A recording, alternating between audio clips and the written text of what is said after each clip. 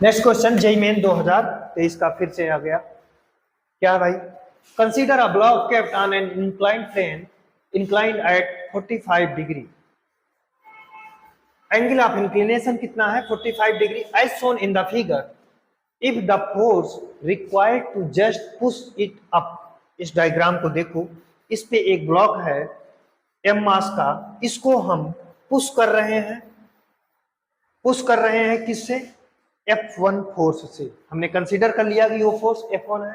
तो आगे बोल रहा है the incline is 2 times the force required to just prevent it from slide down. देखो इस केस में क्या हो रहा है? ब्लॉक स्लाइड हो रहा है भाई। इस केस में ब्लॉक स्लाइड हो रहा है, तो पुश करने में हमको स्लाइड करने से 2 टाइम मोर फोर्स लग रहा है। बात समझ में आया क्या? 2 टाइम मोर फोर्स रिक्वायर्ड है। आगे कह रहा है द कोफिशिएंट ऑफ फ्रिक्शन, हमसे क्या पूछ रहा है?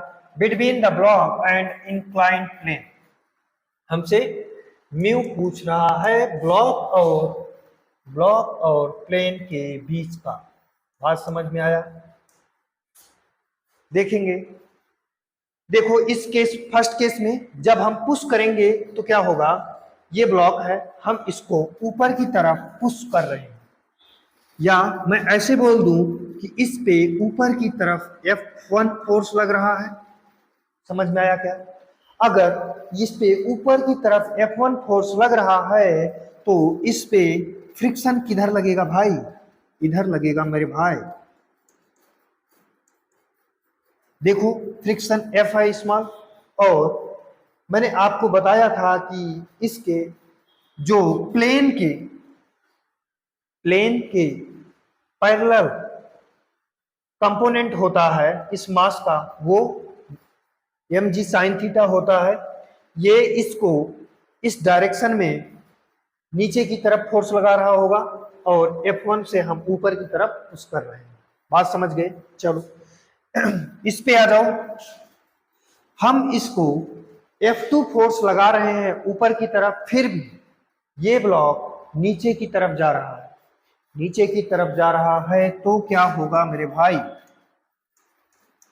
फ्रिक्शन का जो डायरेक्शन है, ये ब्लॉक नीचे की तरफ जा रहा है F2 फोर्स लगाने के बाद भी, तो फ्रिक्शन ऊपर की तरफ लगेगा मेरे भाई। समझ गए क्या?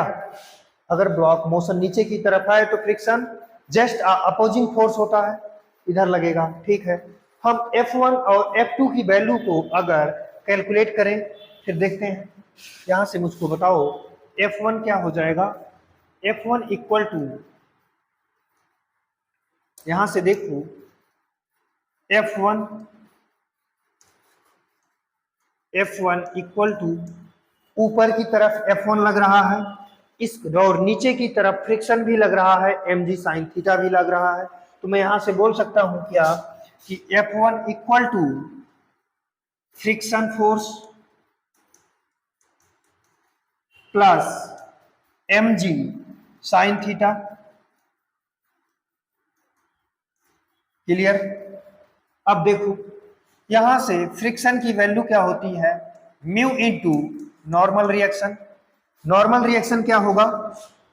इस पे देखो, इसका ये कंपोनेंट जो होगा वो होगा mg cos 45 डिग्री। समझ गए क्या? mg cos 45 डिग्री, या मैं अभी इसको थीटा बोल दूं और नॉर्मल रिएक्शन इधर, तो यहां से देखो ये हो जाएगा प्लस mg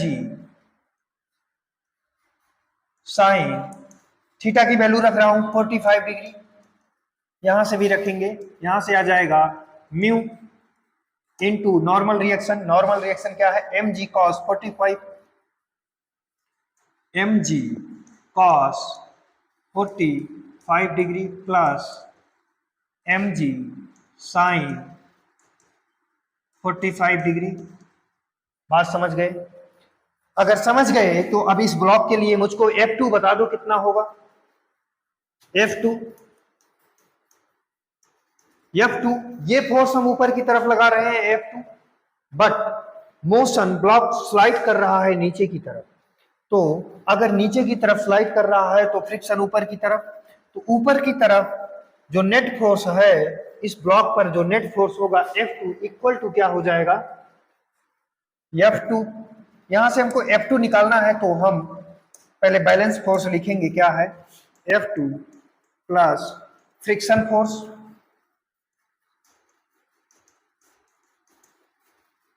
इक्वल टू, नीचे क्या है भाई, एक ही फोर्स लग रही है ना मेरे भाई, mg sine theta, mg sine theta. तो यहां से F2 जो हो जाएगा वो क्या होगा, mg sine theta minus friction, friction की वैल्यू क्या होती है, म्यू इनटू नॉर्मल रिएक्शन।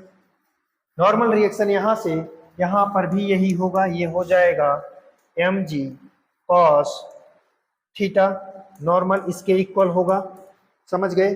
अब देखो यहां से आ जाएगा mg sine theta minus mu, normal reaction क्या होता है, mg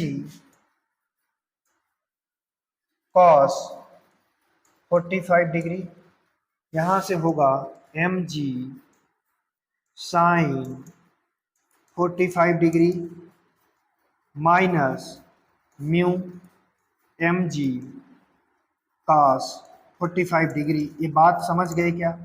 इन दोनों इक्वेशन को सॉल्व करेंगे हम और हम म्यू की वैल्यू को फाइंड करेंगे।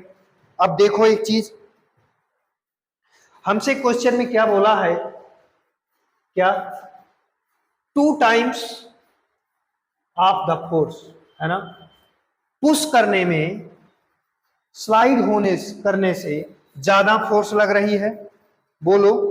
तो यहां से क्या हो जाएगा, F1 इक्वल टू 2F2, मैं यहां से बोलूं F1 इक्वल टू 2F2, ये बात समझते हो क्या, ये यहां से आया है F1 इक्वल टू 2F2, बोलो। मैं इसको हटाऊं, चलो यहीं पे कर लेंगे। F1 क्या है अपने पास, F1 क्या है भाई, देखो F1 की वैल्यू अपने पास ये है म्यू, मैं इसी पे लिख रहा हूं डायग्राम पर ही, mu mg cos 45 degree plus mg sine 45 degree equal to क्या, 2 टाइम्स ऑफ F2, F2 कितना है, ये है F2, ये है, यहां से इन ब्रैकेट क्या आ जाएगा, mg sine 45 degree minus mu mg cos 45 degree, समझ गए क्या। देखो mg यहां भी है, यहां भी है, यहां भी है, यहां भी है, उसको कट करेंगे,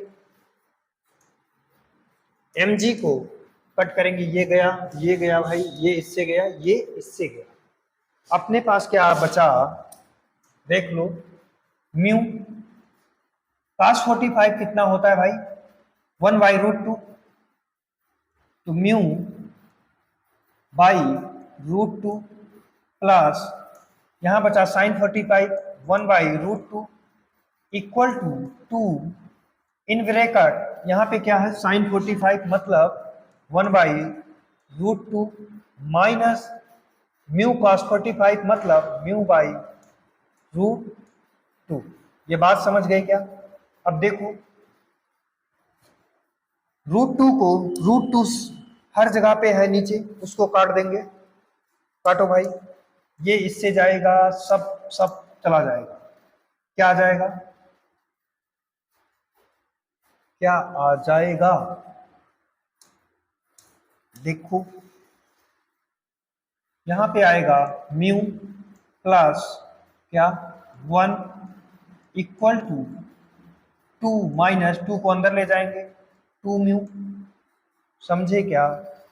इस म्यू को इधर ले आओ, मैं यहीं पे आगे बढ़ा रहा हूं, ये म्यू है, ये माइनस का 2 म्यू है, इधर आएगा कितना हो जाएगा mu plus 2 mu equal to 2 minus 1 equal to कितना होगा 1।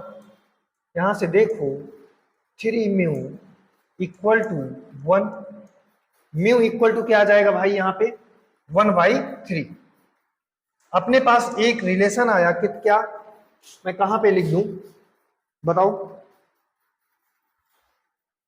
यहां ऊपर लिखता हूं, दिख रहा है क्या ऊपर जगह बताओ कहां पे है, यहां कर लो,